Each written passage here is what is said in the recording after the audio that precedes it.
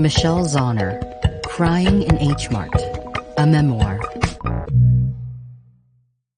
There are many reasons to shed a tear in Michelle Zauner's Crying in H-Mart, a memoir. Battling cancer, losing a parent, questioning your identity. Zauner's best-selling memoir candidly details these struggles and all the emotions that accompany them. She paints a heartfelt portrait of her Korean mother, their tumultuous relationship, and her painful death. She takes us from her childhood home in Eugene, Oregon, all the way to Seoul, where we meet her imos, aunts, and 할머니, grandmother. She searches for her own Koreanness, lives in squalor, falls in love, and discovers the gift of music. Along the way, Zauner makes your mouth water with descriptions of food. That's how her mother, Chong-mi, shows love, and how Zauner wins her approval. Food connects Zauner to her Korean heritage, and eventually food comforts her after Chong-mi's death. Zauner also finds comfort in music. She shows us how that part of her grieving process leads directly to Psychopomp, the breakthrough debut album she released in 2016. Even if you've never heard of Japanese Breakfast, Zauner's musical pseudonym, or don't have a taste for kimchi, Crying in H-Mart will captivate you with its honesty, style, and heart. It might even open your eyes to a new culture and cuisine. Directions to H-Mart. For those who don't know, H-Mart is an Asian supermarket chain in the United States. The H stands for hanarum, a Korean phrase that means one arm full of groceries. H-Mart is a chain, and the stores are usually located on the outskirts of cities and towns, anchoring a strip mall of other Asian markets and restaurants. The good ones, not the tourist trap ones you find downtown. Most H-Marts have a food court, pharmacy, appliance shop, and beauty counter, but they're best known for their groceries, the soy sauce eggs, cold radish soup, and dumpling skins that remind Michelle Zauner of her deceased mother. All the different brands of seaweed that make Zauner wonder if she's still Korean when she has no one to call to ask which brand they used to buy. Her father, a Caucasian man from Philadelphia, wouldn't know. Zauner isn't the only one who goes to H-Mart to find the right ingredients and connect with her family in the process. She watches a family of Korean women share dishes and stories in the food court. She sees a group of Chinese students hunting for their favorite kind of noodles. When she sees a kid brandishing 2 packets of pongtwigi, a Korean snack, she breaks down in tears. She can tell you about her mother losing hair in the bathtub after chemotherapy without batting an eye, but the snacks make her blubber. Food elicits deep emotion in Zauner because that's how her mother, Chong-mi, showed love. Chong-mi Zauner remembered if you liked extra noodles or less spice or no tomatoes. She always had your favorite dishes waiting when you came to visit. And Chong-mi loved food herself. She had a litany of favorites and usuals, and most of it revolved around Korean delicacies. Chong-mi practiced tough love, and as a young child, Michelle was constantly seeking her approval. Food was a way she could get it. Michelle first discovers this on a trip to Seoul when she's out for lunch with her mother and her mother's sisters, Nami and Eunmi, at a fish market. The first plate set on the table holds live octopus tentacles. They're still wriggling, and the suction cups are still throbbing. But after watching her mother eat some with glee, Michelle takes a bite. Her family erupts in delight, and a food lover is born. Michelle's parents expose her to a world of flavor, and she develops a sophisticated palate at a young age.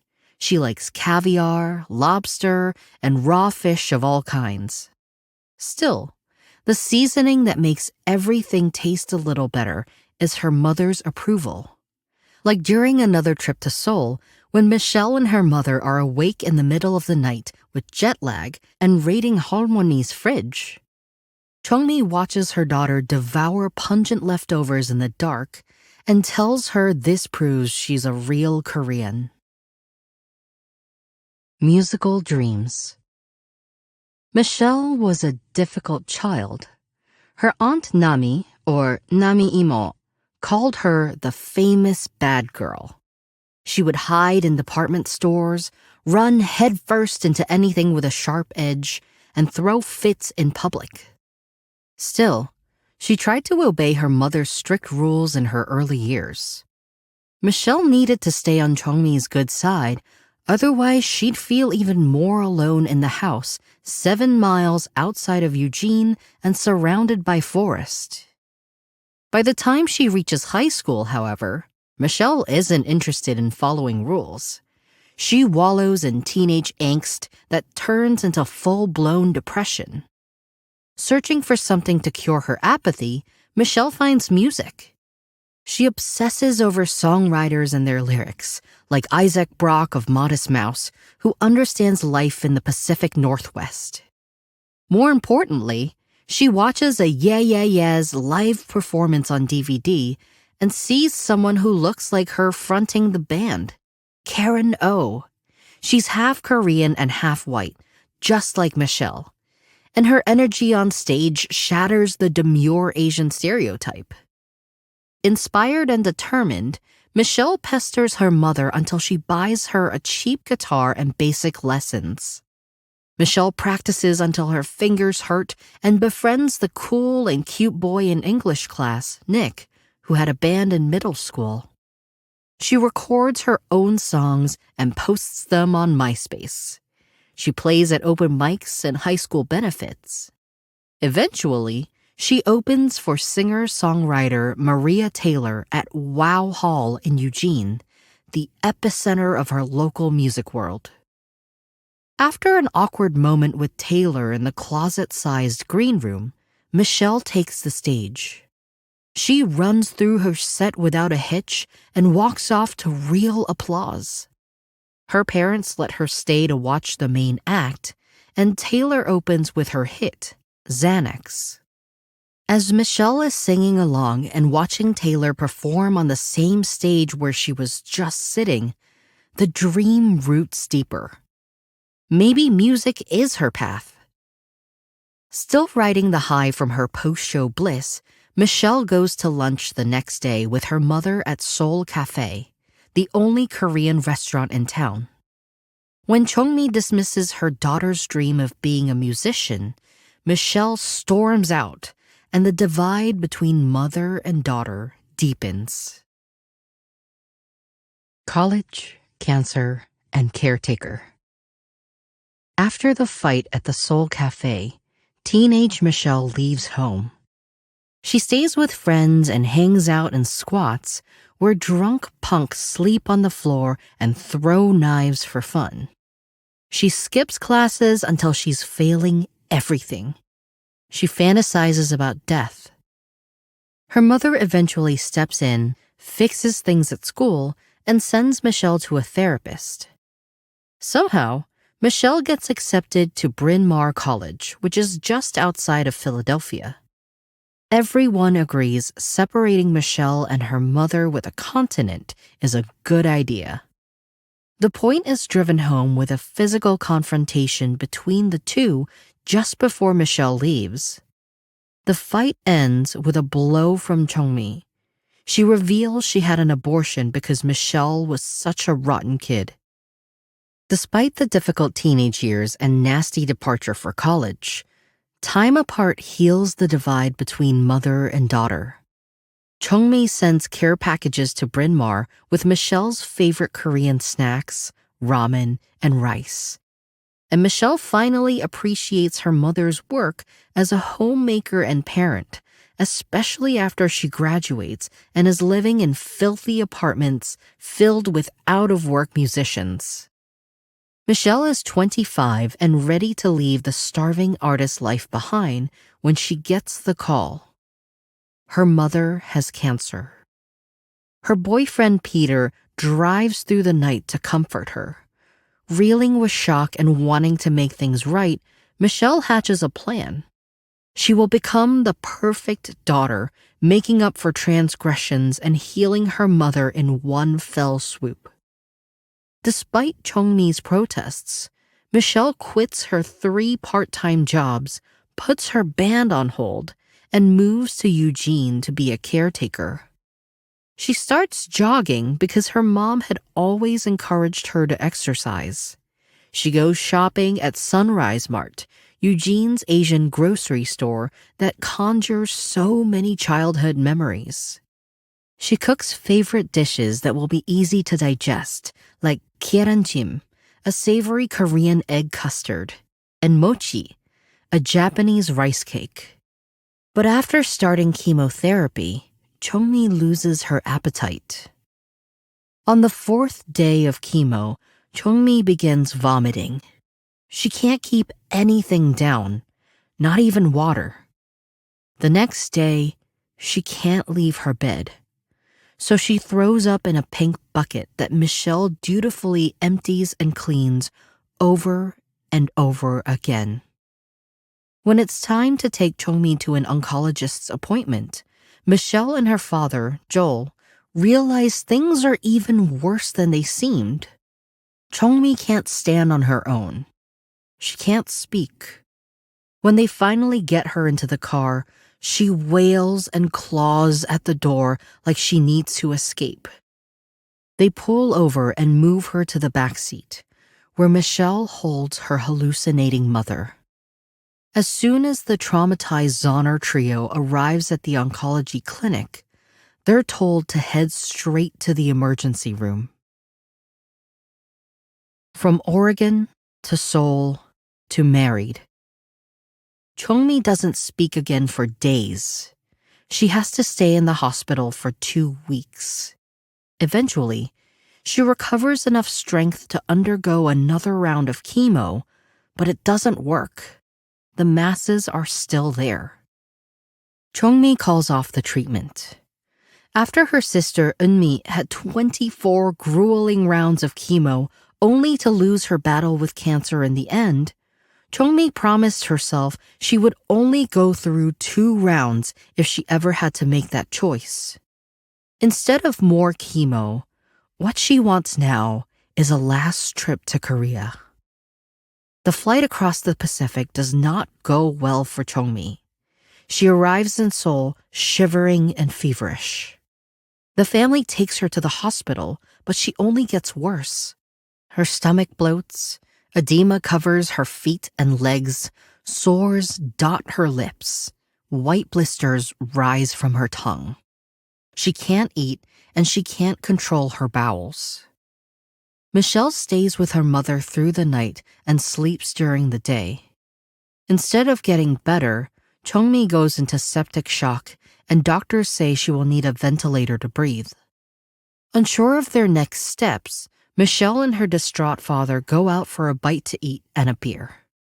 They return to the hospital still undecided, but find Chongmi sitting straight up in bed and asking where they went, like she had just woken up from a long night's sleep. They immediately make plans for a medical evacuation to Oregon, and Michelle makes plans for a wedding. She calls Peter and says if they're ever going to get married, now is the time, or else Chongmi won't be there. Peter agrees, and the whirlwind planning begins. Michelle hopes the wedding will give her mother a reason to keep living, at least for a few more weeks, and it seems to work. The return trip to Eugene is uneventful, with slow walks around the property and help from Korean friends and food. Chongmi gets a little stronger and healthier each day. She's determined to have a dance with her new son-in-law at her only daughter's wedding. By the time the big day rolls around, Chongmi barely seems sick. She looks beautiful in a traditional Korean dress, makeup, and a wig to cover her shaved head. More importantly, she's there to tell Michelle she looks beautiful in her wedding dress. The mother who once critiqued her daughter relentlessly now has nothing but sweet compliments. The vows leave everyone in tears. The food is delicious, and Chongmi has her dance with Peter. She has to go to bed after that, but the day is a success. Michelle kicks off her high heels, dances barefoot with her friends, and drinks late into the night with her new husband. New beginnings. A sullen normal creeps into the Zauner house after Michelle and Peter's wedding. A few weeks later, Chongmi dies. Michelle's aunt, Nami Imo, and cousin Sung-young travel from Korea for the funeral. Michelle wants to be a good host for them, just like her mother would have been, so she makes Korean comfort food, doenjangjjigae, a hearty vegetable and tofu stew. She searches for a recipe online and finds a Korean woman named Mangchi on YouTube. Mangchi's accent and instructions soothe Michelle, and the stew is a hit with Nami Imo and Sung-young. Michelle also finds solace in music and writes a handful of songs in a secluded cabin on her parents' property. Those songs become the album Psychopomp, which she makes in 2 weeks' time in a bedroom recording studio, along with Peter, Nick, the cute boy from their high school English class, and Colin, a pansexual drummer from Alaska. The music that comforts Michelle in the moment changes her life a year later. That's when Psychopomp, which was released under the name Japanese Breakfast, starts attracting major attention. Michelle goes on a 5-week tour opening for Mitski, a Japanese-American singer-songwriter. Psychopomp keeps gaining in popularity. Michelle puts a band together, and Japanese Breakfast goes on its own cross-country tour. They play Coachella and Bonnaroo. They travel to Europe for shows in London, Paris, and Berlin. Eventually, they book a 2-week tour in Asia with the final stop in Seoul. Every show in Asia comes with a bounty of local food, from Taipei to Beijing to Tokyo. When Michelle gets to Seoul, the green room is filled with her favorite Korean treats, like shrimp chips and banana puffs. The sold-out crowd loves the concert, and they buy dozens of albums when it's done. Chongmi's picture is on the cover of Psychopomp, and Michelle watches as her mother's face fans out into the streets of Seoul, carried by her fans. Michelle and Peter stay in Korea for 2 more weeks, visiting all the places Chongmi wanted to go on her final trip but couldn't. They end the stay with a feast, of course, at a seafood restaurant with Nami Imo and her husband, Imobu. They eat abalone, scallops, and live spoon worms. They cap off the night at a karaoke bar.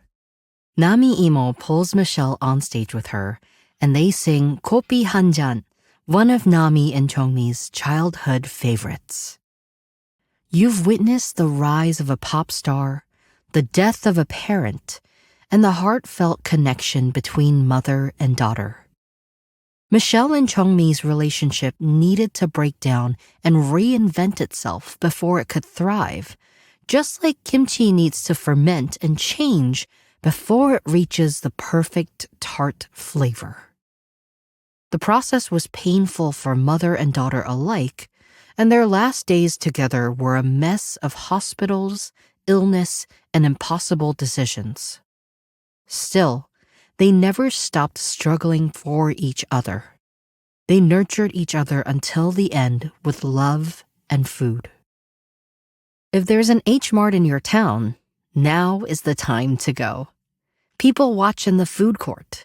Try some pongtwigi or keranjim or shrimp chips. Connect with Chongmi's heritage, or connect with your own through your taste buds.